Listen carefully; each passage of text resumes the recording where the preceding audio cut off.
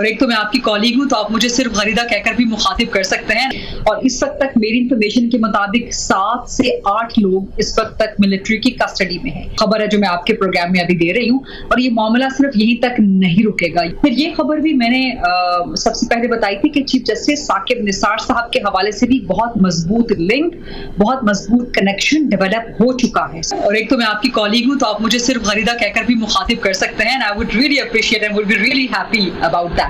दूसरा, it's a pleasure, it's an honour to be in your programme. और माजरत भी आपसे करूंगी कि बहुत अरसे से आपकी तरफ से हुक्म आ रहा था कि प्रोग्राम में ज्वाइन करने का, लेकिन बस मसरूफियात कुछ ऐसी थी, but happy to be here. आपने सवाल किया है इंफॉर्मेशन मिनिस्टर के हवाले से। अता तारा ने जो बात की है, नहीं की है, मैं उस पर कोई कमेंट नहीं करूंगी। पीजे मीर की गुफ्तगू का, उनके जवाब का भी, उनके तज्जिए का आपने हवाला दिया। पीजे मीर साहब हमारे बड़ों में से हैं, हमारे सीनियर्स में से हैं, उनकी राय का एहतराम। मेरी राय इस पे जो है वो मैं आप तक पहुंचा देती हूँ। इंफॉर्मेशन मिनिस्टर क्या कहता है या कोई और क्या कह रहा है, मैं उस पर कमेंट नहीं करना चाहूंगी, बिकॉज बतौर सहाफी मेरे पास इंफॉर्मेशन है, मेरी लोगों से बात होती है, चाहे वो एस्टैब्लिशमेंट के अंदर हो, चाहे वो हुकूमत के अंदर हो। बतौर सहाफी ये हम सबका काम है, हम हर एक के साथ राब्ते में रहते हैं, खबर निकालने की जुस्तजू में रहते हैं। तो ये इसमें से जो चंद एक चीजें सामने आई, वो मैंने फिर सबसे पहले उसमें से खबर दे भी दी थी। एक तो जो आपने कहा कि मामला यहाँ तक रुकेगा नहीं, ये मैंने भी गुजारिश कर दी थी कि मामला सिर्फ यहाँ तक नहीं ठहरेगा। और ये गुजारिश मैंने तब कर दी थी जब पहली खबर आई थी, जब ISPR की पहली प्रेस रिलीज आई थी जनरल फैज की गिरफ्तारी और उनके कोर्ट मार्शल के हवाले से। तो मैंने तभी ये खबर दे दी थी, बता दिया था कि ये मामला सिर्फ यहीं पे रुकेगा नहीं, इसके अंदर बहुत से लोग और भी लपेट में आएंगे। वो मिलिट्री के अंदर से भी हो सकते हैं, वो नॉन मिलिट्री भी हो सकते हैं। मिलिट्री के अंदर से आपके सामने खबर आ गई कि 3 लोग मजीद पकड़े गए, जो कि जिसकी तफसील फिर मैंने सबसे पहले दी कि 3 ब्रिगेडियर्स, 1 लेफ्टिनेंट कर्नल मौजूद हैं। और इस वक्त तक मेरी इंफॉर्मेशन के मुताबिक 7 से 8 लोग इस वक्त तक मिलिट्री की कस्टडी में हैं, और लाजिम नहीं है कि वो सारे मिलिट्री पर्सोनल्स हो। तो ये एक और खबर है जो मैं आपके प्रोग्राम में अभी दे रही हूँ। और ये मामला सिर्फ यहीं तक नहीं रुकेगा, ये इससे आगे फैलेगा। जो भी सहूलत कार होंगे, जिसके जहां जहां ताल्लुक होंगे। देखिए, होता यह है कि जब आप किसी को भी तफ्तीश के लिए गिरफ्तार करते हैं, वो आपको मजीद बातें बताता है, मजीद शवाहिद आपके सामने आते हैं। एक शख्स आपके पास गिरफ्तार है, वो 10 का और नाम लेगा, आप उन 10 को पकड़ेंगे, 50 के और नाम निकलेंगे, आप उन 50 को पकड़ेंगे, मजीद नाम और निकलेंगे। तो कड़ियों से कड़ियां मिलती जाती हैं, और जहां जहां जिस के खिलाफ सबूत शवाहिद मिलते चले जा रहे हैं, उन सबको अरेस्ट किया जा रहा है। फिर ये खबर भी मैंने सबसे पहले बताई थी कि चीफ जस्टिस साकिब निसार साहब के हवाले से भी बहुत मजबूत लिंक, बहुत मजबूत कनेक्शन डेवलप हो चुका है शवाहिद के साथ, सबूतों के साथ। एक तो वो सर्कमस्टेंशियल एविडेंस था ना फवाद साहब, जो हम सहाफी बात कर रहे थे जब से साकिब निसार चीफ जस्टिस बने थे, जिस तरह से उन्होंने पाकिस्तान तहरीके इंसाफ को फवाइद दिए, जो कुछ भी उनके दौरे चीफ जस्टिस में होता रहा, वो हम सर्कमस्टेंशियल एविडेंस देखते रहे बतौर सहाफी। लेकिन हमारे पास, हमारी नजरों के सामने सब कुछ हो रहा था। अदालत में क्या हो रहा था, अदालत के बाहर क्या कुछ हो रहा था, बयानात किस तरह से दिए जा रहे थे, साबिक चीफ जस्टिस साहब का कंडक्ट क्या था, ये सब हमारे लेकिन इधर एक सवाल पैदा होता है, सॉरी टू इंटरप्ट, लेकिन एक सवाल यहाँ पर पैदा होता है कि फैज हमीद साहब तो आर्मी का जो खुद एहतसाबी का निज़ाम है उसके तहत जद में आया कि उनको गिरफ्तार किया गया, हिरासत में लिया गया, मतलब उनके लिए तो कानून मौजूद था। एक साबिक चीफ जस्टिस जिसने जो है वो अगर अपने फैसलों के जरिए मिसकंडक्ट भी कहीं पर किया था, तो उसको किस कानून के तहत आप पकड़ेंगे? ये बहुत अहम सवाल है आपका। मैंने पहले भी आपसे गुजारिश की कि आपके प्रोग्राम में खबर दे रही हूँ कि इस वक्त जो 7 से 8 लोग मजीद गिरफ्तार हैं, लाजमी नहीं है कि वो सब मिलिट्री के पर्सोनल्स हैं। तो ये बात बहुत अहम है, इसको जहन में रखिए। और अगर नॉन मिलिट्री पर्सोनल्स कोई इस पकड़ में आएंगे, उनके खिलाफ सबूत या शवाहिद मिलेंगे, तो जो इस वक्त पाकिस्तान का सिविल लॉ जो कहता है, जो रेगुलर जस्टिस सिस्टम है, जिस तरह से कहता है, उनको उन्हीं तरीकों के जरिए, उसी कानूनी प्रोसीजर के जरिए ही उन्हें जो है गिरफ्तार किया जाएगा या उनके खिलाफ कार्रवाई होगी। लेकिन ये भी अब आपके प्रोग्राम में मैं खबर दे देती हूँ, वैसे ट्वीट मैं कर चुकी हूँ कि मिलिट्री कस्टडी में उनको लाजमन लेगी। जो नॉन मिलिट्री पीपल हैं, उनके खिलाफ इन्वेस्टिगेशन के लिए तरीका कार सारा वो अडॉप्ट किया जाएगा जो आपके रेगुलर जस्टिस सिस्टम का है, जो सिविलियंस को डील करता है। लेकिन मिलिट्री उन्हें इन्वेस्टिगेशन के लिए अपनी कस्टडी में लेगी। तो ये चीजें बहुत अहम है इसमें। अब एक चीज आप ज़हन में रखिए कि ISPR की जो दूसरी प्रेस रिलीज है ना, जो 2 ब्रिगेडियर्स और 1 कर्नल के बारे में इन्फॉर्म करती है, इसका दूसरा पैरा ये पहली बार है कि जब से जनरल फैज गिरफ्तार हुए हैं, उनके खिलाफ कोर्ट मार्शल हुआ है, या गिरफ्तारी से पहले भी, ये सुप्रीम कोर्ट के वर्डिक्ट के बाद हुआ है ना, जनरल फैज के हवाले से इन्वेस्टिगेशन खासतौर पर टॉप सिटी की। तो जब से वो सुप्रीम कोर्ट का हुक्म आया, उसके फौरन बाद से जनरल फैज के खिलाफ कोर्ट ऑफ इंक्वायरी बैठ गई थी। सो उस कोर्ट ऑफ इंक्वायरी की बैठने से लेके आज तक ISPR ने, यानी कि फौज ने बाज़ाब्ता तौर पे पहली बार वेस्टेड पॉलिटिकल इंटरेस्ट का लफ्ज इस्तेमाल किया है और अपनी ISPR में सरकारी तौर पे इस्तेमाल किया। तो इसको आप हल्का ना लें, इसको आप छोटा मामला ना लें। ये मामला सियासी लोगों तक भी जा सकता है, जितने भी सहूलतकार हैं सब इसकी लपेट में डेफिनेटली ठीक हो गया। देखिए 2-3 मामला आपने इकट्ठे सवालात कर दिए, कोशिश करूंगी कि वन बाय वन सबका जवाब दे सकूं। जो आपने रऊफ हसन के रवाबित, एक सहाफी है शायद, कोई रायान समथिंग क्या नाम है उनका, मैं तो ज्यादा वाकिफ नहीं उनके साथ, वो अभी चंद महीने पहले ही नमूदार हुए हैं।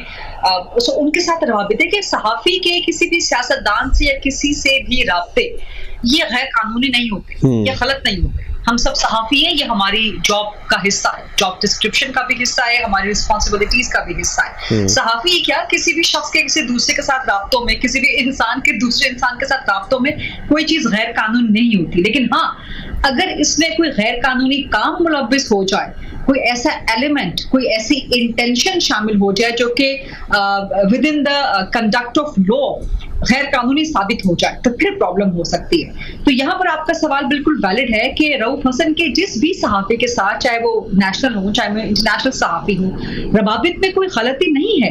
लेकिन उन रवाबित में अगर साइफर की कॉपी लीक की गई, क्योंकि इन्हीं की तरफ से शायद, या कोई दूसरा एक सहाफी है, उनकी कोई इंटरसेप्ट नाम की वेबसाइट है, वहां पर साइफर की कॉपी वजीना तौर पे मिनोअन छाप दी गई। वो कहां से गई, किस तरह से गई, इस वक्त तक की जो खबरें हैं वो रऊफ हसन की तरफ इशारा करती हैं, इंडिकेट करती है कि उन्होंने प्रोवाइड किया।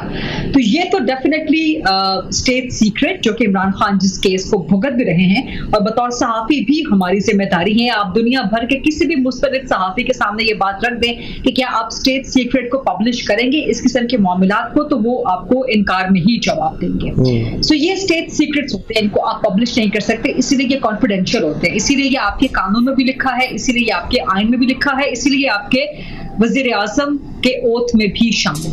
तो अगर ये चीज साबित हो जाती है तो ये बहुत बड़ा एक चार्जशीट होगा पाकिस्तान तहरीक इंसाफ के खिलाफ। But we have to wait and see कि अभी तक तो सिर्फ एक चैट सामने आई है जिसमें कोई अपरेंटली कुछ गलत नजर नहीं आता, लेकिन उन्हीं चैट्स की बुनियाद पे, उन्हीं राब्तों की बुनियाद पे अगर कोई गैर कानूनी काम हुआ है तो फिर वो कानून की लपेट में लाश बना सकता है। दूसरा, आपने कहा कि इमरान खान क्या जनरल फैज वाले हवाले से लपेट में आ सकते हैं। मैंने आपको पहले भी हिंट दिया था कि ISPR की प्रेस रिलीज कहती है कि वेस्टेड पॉलिटिकल इंटरेस्ट, और सब जानते हैं कि जनरल फैज से कौन फैजियाब होता रहा, साकिब निसार किस पे निसार होते रहे, ये सब खुला राज है, हम सब की, this is an open secret. आपको बताने की जरूरत नहीं है कि पाकिस्तान तहरीक इंसाफ ही वो सियासी जमात है कि जो फैज से भी फैजियाब हुई, और साकिब निसार भी जिन पे बेतहाशा निसार थे। तो ये सब कनेक्शंस मौजूद हैं। And let's keep it in mind कि court martial is a very serious business. This is not something like हमारा जो regular justice system होता है कि जहाँ पे साल हर साल तक तफ्तीश चलती रहती है और किसी मुकदमे का फैसला नहीं आता। फौज का बहुत ruthless, बहुत detailed, बहुत comprehensive accountability का, बल्कि ये legal system होता है सारे का सारा। इसमें बहुत minutely, क्योंकि और हर चीज का बहुत ध्यान रखा जाता है, बहुत minutely शवाहिद का, सबूतों का जायजा लिया जाता है, फिर किसी की कोर्ट मार्शल का आगाज किया जाता है। सो उससे पहले जो कोर्ट ऑफ इंक्वायरी कंडक्ट होती है वो बहुत माइन्यूटली, बहुत बारीकी के साथ एक चीज को परखती है। सो अगर उसमें साकिब निसार का लिंक साबित हो रहा है या किसी सियासी जमात का लिंक साबित हो रहा है, तो इसका मतलब ये नहीं है कि किसी ने, फौज ने हवा में बात कर दी है या कोई हाफ कुक्ड या अनकुक्ड किस्म का एविडेंस है, कोई सब्सटेंशियल एविडेंस नहीं है और उसकी बुनियाद पर फौज ने कह दिया कि चलो जी कोर्ट मार्शल शुरू करो, चलो जी वेस्ट पॉलिटिकल इंटरेस्ट पे प्रेस रिलीज जारी कर दो।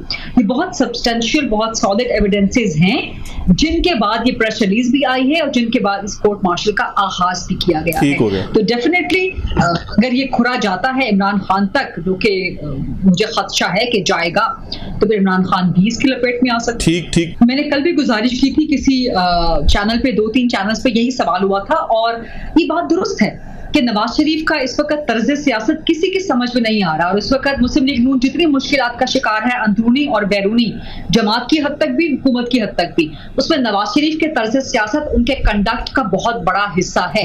और ये भी हकीकत है कि 2017 की मुझे क्यों निकाला, ये कहानी वाकई पुरानी हो चुकी है, ये अपील नहीं करती। आप इस वक्त एड्रेस कर रहे हैं मुल्क की 60 से 70% यंग पॉपुलेशन को, सो उनके लिए ये अपीलिंग नहीं है, उनके लिए ये कैच फ्रेज नहीं है कि मुझे क्यों निकाला। और आप 2017 को कितने साल हो गए फवाद साहब? 7, 8, 9 साल हो गए ना। बिल्कुल 7वां साल चल रहा है जी।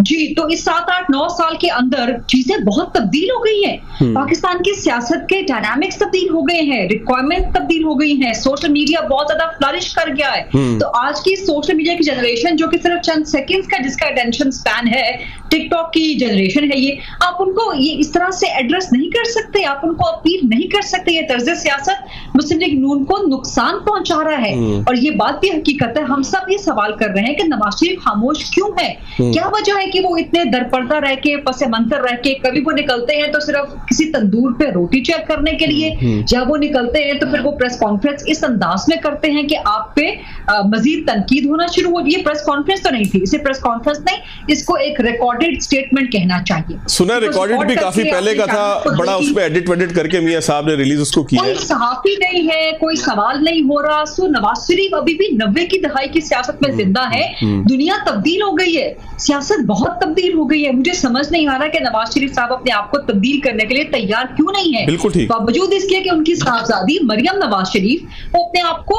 ढालने की बहुत बड़ी हद तक कोशिश कर चुकी हैं, वो अपील करने की कोशिश करती है नौजवानों के साथ, लेकिन नवाज शरीफ का जो अपीलिंग फैक्टर है to the youth and with the youth of Pakistan, that has that has certainly diminished, number 1. Number 2, very quickly, जो 14 रुपीज पर यूनिट, इस वक्त बिजली फी यूनिट कोई 80-85 रुपए तक पहुंच चुकी है। तो 14 रुपीज फी यूनिट का मतलब ये हुआ कि आप उसको ला रहे हैं 70 या 65 रुपए फी यूनिट पे। तो 65 रुपए यूनिट ये गरीब को वारे खाता है, ये मुतवस्सित तबके को, मिडिल क्लास को, लोअर क्लास को, लोअर मिडिल क्लास को वारे खाता है। आपकी इंडस्ट्री बंद पड़ी है। फैसलाबाद का हाल देख लें आप, चाहे पंजाब का ताजिर हो चाहे कराची का ताजिर हो, एक्सपोर्ट आपकी ठप हो गई है, इंपोर्ट आपकी मिनिमल पे पहुंच गई है, आपकी इंडस्ट्री नहीं है, आपकी मिलें नहीं है। फैसलाबाद की, पंजाब की मिलें बंद होकर रह गई हैं। किसान आपका किस तरह से रुल रहा है? तो क्या 60-65 पे भी या 70-85-80 पे आपको वारे खाता है आपकी मईशत का? तो 45 अरब का, एक तो 45 अरब का एहसान किया जा रहा है कि जी हम 45 बिलियन कटौती कर रहे हैं, वहां से काट के हम ये 14 रुपए यूनिट का जो है एक रिलीफ दे रहे हैं। भाई वो 45 बिलियन हमारा पैसा है, हम टैक्स देते हैं, वो कोई जाती अपने किटी बॉक्स में से लाकर नहीं आवाम को दे रहा। और एहसान नहीं कर रहे कि जी हमने 45 अरब कटौतियां की हैं। कटौतियां अगर की है तो हमारे टैक्स के पैसे में से की हैं, जो कि हम पर ही आप फिर एहसान लाद रहे हैं। 45 अरब तो मुल्क के बड़े बड़े सियासी शख्सियत, सिर्फ लास्ट जुमला फवाद साहब, ये 45 अरब, ये जो बड़े बड़े हमारे सियासी फैमिलीज हैं ना, इंडस्ट्रियलिस्ट फैमिलीज हैं, कारोबारी फैमिलीज हैं, 45 अरब मेरा ख्याल है कि इनके चंद हफ्तों, चंद महीनों की कमाई होगी। बिल्कुल ठीक। तो आप 45 अरब पंजाब के 12 करोड़ पे एहसान कर रहे हैं। ये तर्ज सियासत मुस्लिम लीग नून को नुकसान पहुंचा है।